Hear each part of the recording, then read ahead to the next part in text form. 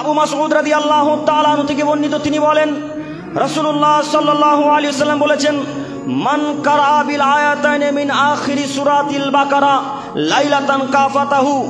হে আদমের ছেলে মেয়ে তোমরা শোনো, আল্লাহ নবী মক্কার মরুভূমিতে এইভাবে দাঁড়িয়ে বলছেন, আদমের ছেলে মেয়ে আমার সাহাবায়ে কেরামগণ তোমরা শোনো, মান কারা বিল আয়াতাইনি মিন আখিরি সূরাতিল বাকারা লাইলাতান কাফাতাহু। যদি কোনো মানুষ তোমাদের মধ্যে সূরা বাকারার শেষ দুটি আয়াত রাতের বেলায় পাঠ করে ঘুমায় তাহলে তার জন্য যথেষ্ট হবে। হাদিস বুখারী মুসলিম। সূরা বাকারার শেষ দুটি আয়াত মনে আছে?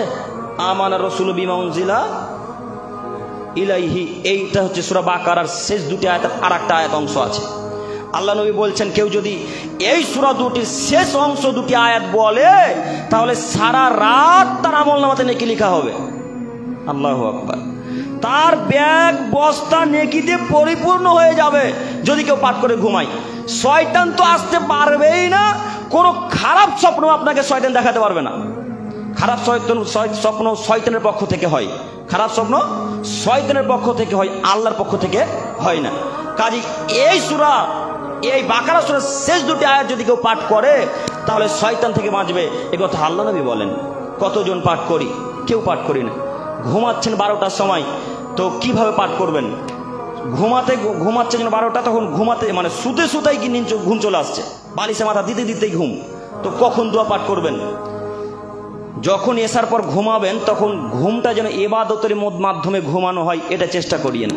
আব্দুল করিম সাহেব, ঘুমও কি ইবাদত হয়? হ্যাঁ, ঘুমও ইবাদত হয়। কিভাবে?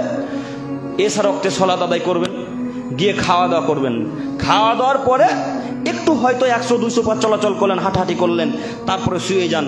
আল্লাহুম্মা বিসমিকা আমুতু ওয়া আহইয়া বলে আয়াতুল কুরসি পাঠ করে সূরা বাকারার শেষ দুটো আয়াত পাঠ করে ঘুমিয়ে যান। আল্লাহ নবী বলছেন, যতক্ষণ পর্যন্ত সকাল না হবে ততক্ষণ পর্যন্ত একজন ফেরেশতা নেকি লিখতেই থাকবেন। আল্লাহু আকবার। আল্লাহু আকবার বলতে পারছেন না? যতক্ষণ পর্যন্ত সকাল না হবে ততক্ষণ পর্যন্ত নেকি লিখতেই থাকা হবে। এটা হচ্ছে ঘুমের ইবাদতের ঘুম। ওই বলে ঘুমিয়ে যান, ইশার সালাত আদায় করে সারা রাত নেকি লেখা হবে। তো সালাতও আদায় করেন না, দুআও বলেন না, কিভাবে নেকি হবে? হ্যাঁ, কিভাবে নেকি হবে গো? আপনাকে আমি শতদিন বলেছি যে গান শোনা তো যাবে না, যাবেই না। গানের টিভি বাড়িতেও রাখা যাবে না।